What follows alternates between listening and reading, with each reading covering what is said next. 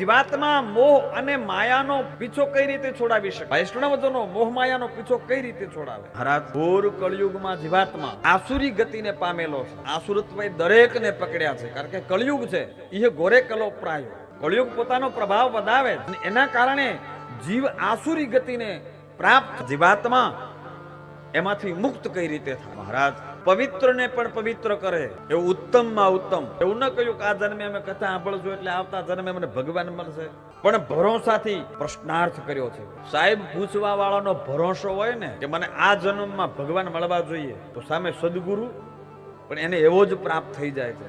એને ભગવત પ્રાપ્તિ કરા. મીરાબાઈને એમ થોડું કહ્યું હતું કે ભાઈ તમે આ જન્મે ભજન કરો તો આવતા જન્મે તમને ભગવાન મળશે. એ મીરા, તું ભજન કર, પરમાત્માની પ્રાપ્તિ થશે. અરે સબરીબાઈને પણ કહ્યું કે તું આ મંત્ર જપ્યા કર, તારા આંગણે એક દિવસ મારો રામ આવશે ને રામને આંગણે આવવું પડ્યું. એ જન્મમાં એને ભગવાનની પ્રાપ્તિ